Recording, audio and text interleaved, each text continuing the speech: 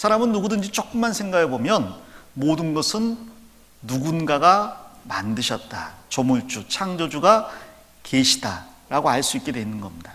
연구하면 연구할수록 더욱더 분명히 알 수 있게 돼 있어요. 자, 예전에 피보나치라는 사람이 있었어요. 피보나치 들어봤어요? 이 사람이 수열을 하나 만들어냈는데 0과 1로 시작합니다.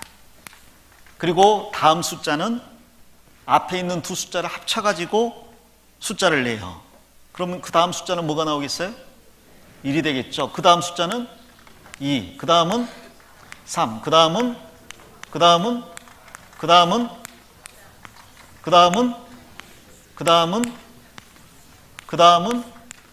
55, 그 다음은 89, 그 다음에는 그만합시다. 위기가 닥칠 뻔했어. 그만합시다. 피보나치 수열이에요. 자, 그런데 이 수열을 발견하고 나서 우주 만물을 보니까 모든 것이 피보나치 수열과 관계되어 있다는 것을 알게 됐습니다. 그리고 이 수열을 가지고 나선을 만들어 봤어요. 그랬더니 이 세상 모든 부분에 피보나치 나선이 존재한다는 것을 알게 됐어요. 근데 이게 공통적으로 모든 생명체나 모든 만물에 존재한다는 것은 이 모든 만물을 만드신 분이 한 분이라는 것을 입증한다라는 거죠. 무슨 말이냐면, 제가 예를 들어서 화가라고 합시다. 그럼 제가 다른 그림을 그려도 저만의 독특한 화풍, 스타일이란 게 있잖아요. 그래서 제 그림을 본 사람들이 이것은 신창훈 화백의 그림 같은데요? 그분의 초기 작품 청색시대 때 작품인 것 같은데요? 이런 이야기를 하거든요. 왜냐하면 나의 독특한 스타일이 거기에 담겨 있는 거야. 예를 들어서 쉽게 말하면 제가 만지는 모든 물건마다 저의 지문이 찍히잖아요. 똑같은 지문이 찍히잖아요.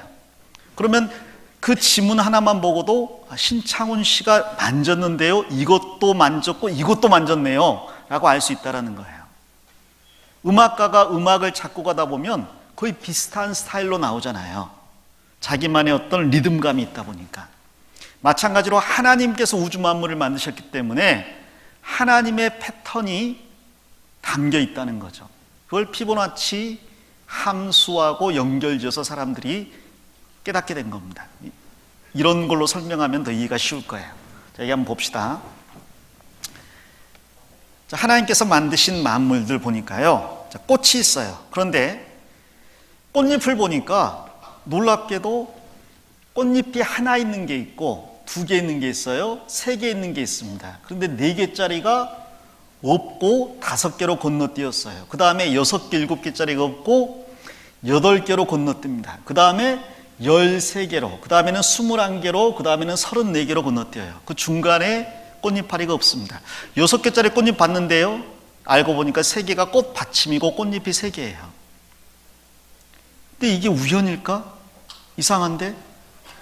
나무가 올라가면서 가지를 치잖아요. 그런데 가지 치는 걸 보니까 처음에는 하나에서 시작했는데 둘로 가지를 치다가 조금 지나니까 셋, 그 다음은 5, 8, 13 이렇게 가지를 치는 거예요. 우연일 것 같아요? 솔방울을 보니까요, 솔방울이 몇 줄 있는가 봤더니 피보나치 숫자, 그 숫자를 담고 있는 거예요. 어떤 것은 13줄, 어떤 것은 21줄. 그런데 14줄, 15줄, 16줄 이런 건 없어요. 솔방울의 줄을 보니까 13줄짜리 그렇게 돼 있죠. 파인애플도 그렇고, 사과도 씨앗을 보니까요, 씨앗이 하나짜리 있죠. 복숭아는 씨앗이 하나잖아요. 2개짜리도 있고 3개짜리도 있는데 4개짜리는 거의 없고 5개로 건너뛰고 그 다음에 8개로 건너뜁니다. 해바라기도 몇 줄인가 따져보면 피보나치 수열 안에 있는 그 줄을 따라서 씨앗이 배열되어 있어요. 그리고 이 피보나치 수열을 이용해서 황금비를 만들어냅니다. 황금비. 이 무슨 말이냐면, 뒤에 숫자와 앞에 숫자를 나누게 되면 황금 비율이 나와요. 예를 들어서 가로가 8이고 세로가 5일 때 가장 아름다운 비율이 된다는 거죠. 가로가 13이면 세로가 몇이 돼야 되겠어요? 그리고 가로가 21이면 세로가 13일 때, 이게 1대 1.618 정도 돼요. 이것을 황금 비율이라고 이야기합니다. 여러분들 카드 있죠? 체크카드. 체크카드 비율이 1대 1.618 정도 돼요. 그때 가장 안정적이라고 이야기하는 거죠. 그걸 황금 비율이라고 이야기해요. 그래서 가장 아름다운 걸 만들어내려면 저 비율을 따라가야 된다고 이야기합니다. 예를 들어 사진을 찍어도 파노라마 길게 찍으면 좋을 것 같은데 나중에 보려면 보기가 싫어요. 예를 들어서 영화관에서 너무 길게 옆으로 늘여놓은 필름들 있죠. 그럼 별로 눈에 안 들어옵니다. 1대 1.618 정도가 가장 안정적이라는 거죠. 사람의 얼굴이나 모든 동물들도 보면 그런 비율로 만들어졌을 때 제일 아름답다고 느끼는 거예요. 여러분이 저를 보고 아름답다고 느끼는 것은 제가 황금 비율을 따라서 되었으면 참 좋을 텐데, 여기서부터 이 눈 끝에가 1이면요 여기까지가 1.618일 때 가장 안정적으로 보인대요. 근데 어떤 사람은 너무 쏠렸다, 어떤 사람은 너무 공간이 많네, 여백의 미가 잘 살려져 있네. 이마도 마찬가지예요. 여기 코 길이하고 1대 1.618, 얼굴하고 목도 1대 1.618, 손가락도 발가락도 그 비율을 따라서 됐을 때 제일 안정적이라는 거죠. 그래서 화가들이 그림을 그릴 때요 그 비율을 중요시해야 되잖아요. 근데 사람 몸에 보니까 3, 5, 8, 13 피보나치 수열의 비율로 뼈가 구성이 되어 있는 거예요. 1대 2대 3. 그래서 다빈치가 그것을 알아내서 인체 비례도를 만들었죠. 다빈치가 최고의 화가고 최고의 아름다운 작품들을 만들어낼 수 있었던 게 피보나치 수열 때문이에요. 이 사람도 아름답다라고 생각할 때 황금 비율을 따지는데, 비너스의 황금 비율, 머리를 1로 따지면 8등신일 때 제일 아름답다 그러죠. 그렇죠? 여기 여러분은 이제 4등신 정도, 4.5등신 정도 되는 것 같아요. 근데 이 비율을 잘 따져보면 머리부터 배꼽까지가 1일 때, 배꼽에서 다리까지가 1.618일 때 가장 아름답다는 거예요. 저 사람 참 다리 길다. 너무 길어버리면 이상해 보이고 너무 짧으면 또 참 짧다 이렇게 생각해야 되잖아요. 비너스는 1대 1.618이어서 가장 아름다운 비율이죠. 그리고 발끝에서 종아리까지가 1이면 종아리부터 배꼽까지가 1.618일 때 비율이 딱 맞다는 거죠. 자, 그리고 이것은 이런 황금 비율로 계속해서 사각형을 그릴 수가 있어요. 1, 1, 2, 3, 5, 8, 13 이런 식으로. 여기에 선을 이어나가면 피보나치 나선이 됩니다. 근데 이 피보나치 나선은요 자연 만물에서 그 나선을 찾아낼 수가 있다는 거예요. 예를 들어서 가장 대표적인 게 아까 말한 앵무조개 같은 거 있죠.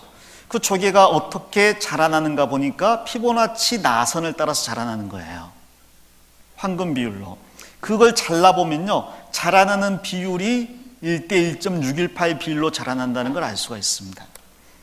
이 조개 가장 완벽한 피보나치 나선을 보여주고 있어요. 그런데 이런 것이 계속 만물에서 발견이 된다는 거죠. 예를 들어서 소라가 자라나는 것도 동일하게 피보나치 나선을 따라 자라나고 있습니다. 해마도, 그 꼬리도, 양의 뿔도 1대 1.618 비율로 계속 자라나는 거예요. 사람 귀에 있는 달팽이관도. 놀라운 것은요 파도가 아무렇게나 치는 게 아니라 그 피보나치 나선을 따라서 그 모양 1대 1.618의 그 나선 모양을 따라서 파도가 친다는 거예요. 아무렇게나 치는 게 아니라는 거죠. 그래서 어떻게 저런 것까지 피보나치 나선이 나올까 생각을 했는데 더 놀라운 게 태풍이 불잖아요. 태풍은 소용돌이 모양이죠. 그 태풍의 소용돌이 모양을 관측해 보면 피보나치 나선을 따라서 형성된다는 걸 알 수가 있어요. 더 놀랍게도 우주의 은하계는요 가장 완벽한 피보나치 나선을 따라서 운집에 있습니다. 이 모든 것이 이렇게 정확한 법칙을 따라서 만들어졌다면 작은 조개 하나부터 저 밤하늘의 수많은 별까지 한 분이 디자인하고 만들었다는 것을 생각해 볼 수 있겠죠? 그 한 분의 지문이 남아있는 거예요. 하나님의 패턴이 담겨 있는 거예요. 우연일 것 같아요? 저절로 같아요? 연구하면 연구할수록 그 모든 것은 하나님의 작품인 게 분명합니다.